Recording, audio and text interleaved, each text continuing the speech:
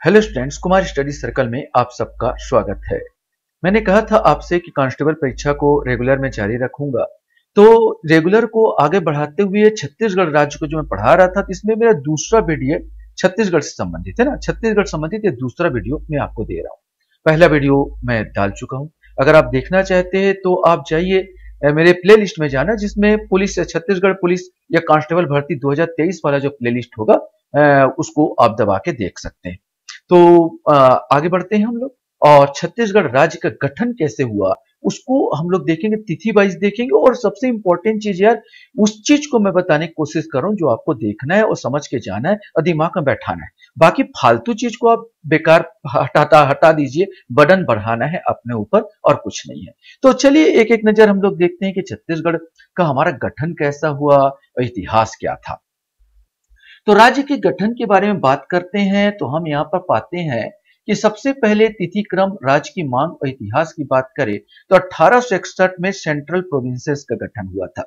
जब 1861 की बात है, जब ये हमारा पहले जो ये था छत्तीसगढ़ आता था, तो छत्तीसगढ़ जो आज का जो आप छत्तीसगढ़ देख रहे हो ना, कभी ये मराठा के अंतर्गत आता था। यहाँ पर मराठा लोग यहाँ पर शासन करते थे, ये दिमाग में बैठा लेना। मराठा की बात क्या हुआ कि 1854 के आसपास जो है डलहौजी ने इसको हड़प नीति के तहत इसको हड़प लिया था छत्तीसगढ़ को पूरा। और छत्तीसगढ़ को हड़प नीति के तहत जब हड़प लिया तो ये जो छत्तीसगढ़ है इसके अंतर्गत आ गया, अंग्रेजों के अधीन आ गया। इसके बाद ये अंग्रेजों ने एक प्रांत के रूप में जब गठन करना स्टार्ट हुआ प्रांत का, तो एक प्रांत गठन हुआ 1861 में। सेंट्रल प्रोविंसेस के नाम से एक प्रांत गठन हुआ। और ये जो हमारा जो छत्तीसगढ़ है, central provinces of Berar, central provinces of Berar का ही एक हिस्सा था, जिसकी राजधानी उस समय नागपुर हुआ करती थी। इसके बाद जो हमारा छत्तीसगढ़, जो पूरा एमपी जो बरार मध्य पूरा भारत में जो मध्य प्रदेश है ये छत्तीसगढ़ है। और ये पूरा मिला के कुछ उत्तर प्रदेश का कुछ भाग था, उड़ीसा कुछ भाग था, ये सब मिला के सेंट्रल प्रोविंस है, जिसको मध्य प्रांत और हिंदी में बोलूं तो मध्य प्रांत के रूप में जाना जाता था। इसके बाद 1862, इस डेट को आपको याद रखना है। कौन सा डेट? 1862, ये वाला डेट को याद रखना है। कि 1862 में छत्तीसगढ़ एक संभाग के रूप में बना। तब यहां पर 3 जिले बने थे छत्तीसगढ़ में। कौन कौन सा? पहला रायपुर में, दूसरा बिलासपुर और तीसरा संबलपुर। वर्तमान में संबलपुर उड़ीसा में है। लेकिन शुरुआत में जब सेंट्रल प्रोविंसेस बना तो छत्तीसगढ़ एक संभाग बना। सेंट्रल प्रोविंसेस में 1862 में पूरा छत्तीसगढ़ संभाग बना। और छत्तीसगढ़ संभाग में 3 जिले शामिल थे। कौन कौन सा? रायपुर, बिलासपुर और संबलपुर। इसमें 3-4 क्वेश्चन अपने दिमाग में बैठा लेना। आपसे पूछा रायपुर जिले का गठन कब हुआ, तो 1862 में। बिलासपुर जिले का गठन कब हुआ, तो 1865 में। इसके बाद घटना है 1905 की। 1905 बंगाल विभाजन आपने देखा होगा। जब बंगाल का विभाजन लॉर्ड कर्जन के समय हुआ था। लॉर्ड इतिहास भी अगर देखोगे तो लॉर्ड कर्जन के समय बंगाल विभाजित हुआ था। और बंगाल बहुत बड़ा प्रांत हुआ करता था। जो आज का जो बंगाल है, ये पहले के बंगाल से कभी पूर्वी, जिसमें बांग्लादेश, पूरा उड़ीसा, पूरा बिहार, पूरा वेस्ट बंगाल, पूरा असम पूरा मिला के पूरा क्षेत्र आता था। जो इस पेट का जो क्षेत्र था, अगर भारत का नक्शा आप देखोगे ऐसे तो भारत का नक्शा होता है इस प्रकार का, ये पूरा इलाका बंगाल के क्षेत्र के अंतर्गत आता था। उसी समय 1905 में जब बंगाल डिवाइड हुआ, ये पूर्वी बंगाल और ये पश्चिमी बंगाल, इस प्रकार जो डिवाइड हुआ था लॉर्ड कर्जन के समय, उस समय जब पुनर्गठन हुआ था बंगाल प्रांत और सेंट्रल प्रोविंस गठन, जिसमें वर्तमान छत्तीसगढ़ की सीमाएं सुस्पष्ट हुई थी। अर्थात हमारे दिमाग में आना चाहिए, कभी कोई क्वेश्चन पूछ देता है छत्तीसगढ़ की सीमाएं कब सुस्पष्ट हुई थी, तो 1905। ये भी डेट याद रखना कि सुस्पष्ट 1905 हुई। और फिर 1918 में हमारे यहाँ के पंडित सुंदरलाल शर्मा जी ने छत्तीसगढ़ की रूपरेखा प्रस्तुत की। पृथक छत्तीसगढ़ का स्वप्न दृष्टा, इसीलिए पंडित सुंदरलाल शर्मा को छत्तीसगढ़ का स्वप्न दृष्टा के रूप में जानते हैं। इन्होंने सबसे पहले एक चित्र खींचा था, रूपरेखा खींचा था पंडित सुंदरलाल शर्मा ने। तो ये दिमाग में रखना, सुंदर सुंदर चित्र खींचा था, याद हो जाएगा। पंडित सुंदरलाल शर्मा का पहले ही नेता छत्तीसगढ़ के गांधी कहते हैं किसको? पंडित सुंदरलाल शर्मा को। इसके बाद 1924 में रायपुर जिला परिषद में राज्य की मांग की गई, नहीं पूछा जाएगा। 1939 में फिर कांग्रेस के त्रिपुरी अधिवेशन में छत्तीसगढ़ की मांग की गई।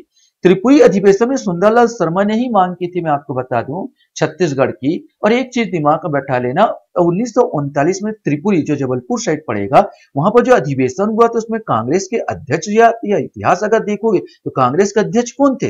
कांग्रेस के अध्यक्ष सुभाष चंद्र बोस थे। सुभाष चंद्र बोस बने थे इस समय कांग्रेस के अध्यक्ष। त्रिपुरी अधिवेशन जब छत्तीसगढ़ की मांग सुंदरलाल शर्मा ने की थी। इसके बाद भाषा के आधार पर गठन होने की मांग की गई। भाषा के आधार पर गठन किया जाए तो आपका 1953 में एक आयोग बना था भाषा के आधार के लिए। तो वो आयोग था फजल अली आयोग, जो यहाँ पर मैं आपको दिखा रहा हूं। ये फजल अली आयोग के समक्ष इसकी मांग की गई कि भाई हमारा छत्तीसगढ़ बने। इसके बाद 1953 में ठाकुर राम कृष्ण सिंह ने मध्य द्वार मध्य प्रति विधानसभा में मांग की थी।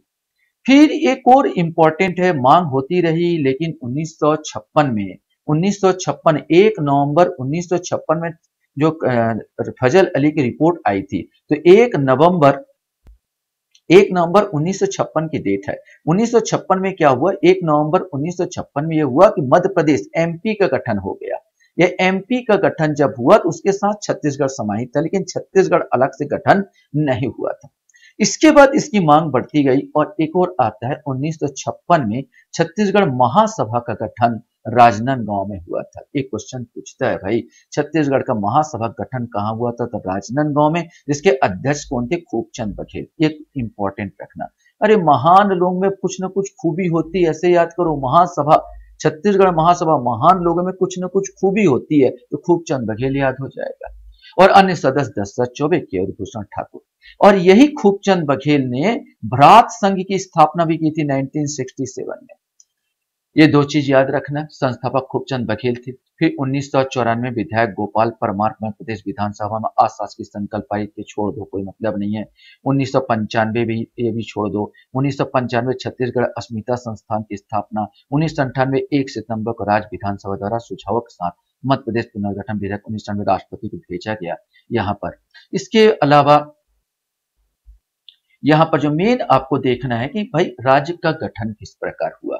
तो राज्य का जो गठन हुआ, ये अधिनियम, एक अधिनियम मध्य प्रदेश पुनर्गठन अधिनियम 2000 जो लाया गया था, इसको बोलिए तो मध्य प्रदेश पुनर्गठन अधिनियम 2000 लाया गया। और अधिनियम क्रमांक बस 2028वां अधिवेशन था। 25 अक्टूबर 1900 राष्ट्रपति का अभिभाषण में उल्लेख था। बस एक चीज याद रखना, 25 जुलाई को ये 2000 को लोकसभा में पेश हुआ और 31 जुलाई को लोकसभा में पारित हो गया। ये जो विधेयक है 25 जुलाई को 2000 को लोकसभा में प्रस्तुत हुआ, ये पूछता है, और कब पारित हुआ, तो 31 जुलाई को पारित हुआ। 3 अगस्त को राज्यसभा में प्रस्तुत हुआ था और 9 अगस्त को यह पारित हो गया। और इसके बाद 10 अगस्त को ये नहीं पूछा जाएगा। राष्ट्रपति के जो हस्ताक्षर हुए थे, ये राष्ट्रपति का अनुमोदन या हस्ताक्षर 25 अगस्त को हुए। दो डेट 25-25 का, 25 जुलाई लोकसभा में प्रस्तुत और 25 अगस्त को, एक महीने बाद राष्ट्रपति का अनुमोदन हो गया 25 अगस्त 2000 को। ये दिमाग में रखना होगा। 31 जुलाई को पास हुआ था और अगस्त को 9 अगस्त राज्यसभा में पास हुआ और 25 अगस्त को यह राष्ट्रपति ने इस पर हस्ताक्षर कर दिए। और छत्तीसगढ़ निर्माण का किसी संविधान संशोधन विधेयक द्वारा नहीं हुआ, यद्यपि बन तो उसी समय गया था 25 अगस्त को। हम कुछ दिन इंतजार किए क्योंकि 1 नवंबर चाहते थे कि 1 नवंबर को ही हमारा छत्तीसगढ़ क्या हो, बने। और 1 नवंबर सन 2000 को हमारा छत्तीसगढ़ अस्तित्व में आया था।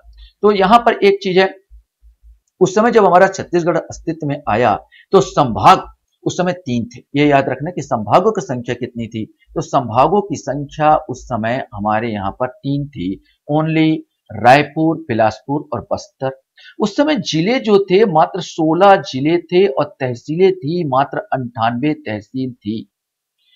गठन के समय पदाधिकारी की बात कर लिया जाए तो एक चीज याद रखना कि छत्तीसगढ़ भाग्य से बना, मतलब पूरा पूरा कृष्ण भगवान की लीला थी, भगवान नारायण की लीला थी। देखो पूरा भगवान के दया वो थी कि पूरा हमारा छत्तीसगढ़ बन गया।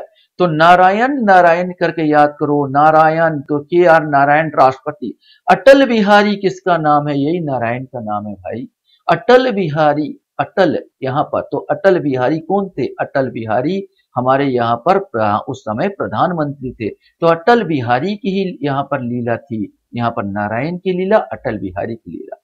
और गृह मंत्री कौन था, तो लाल कृष्ण, यहां पर भी कृष्ण आ गया, लाल कृष्ण आडवाणी, तो ये भी कृष्ण, तो पूरा भगवान कृष्ण नारायण की पूरा लीला थी यार, और सब कृष्ण कृष्ण पर हो गया। गृह मंत्री लाल कृष्ण आडवाणी द्वारा इसको पेश किया गया था लोकसभा में। और मुख्यमंत्री जो है दिग्विजय सिंह, और ये नारायण जहां पर हो, बिहारी जहां पर हो, अटल हो, वहां विजय तो होगी ही। तो विजय किसको मिली? तो भाई ये हो गया अपना दिग्विजय सिंह। तो ऐसे करके कुछ मजेदार तरीके से आप याद करते चले जाओ, बनते चले जाओ। फिर हम लिख लेते हैं अगला क्लास में, फिर आपसे भेंट होगी, फिर मुलाकात होगी। तब तक के लिए इजाजत, शुभ रात्रि। Thank you very much.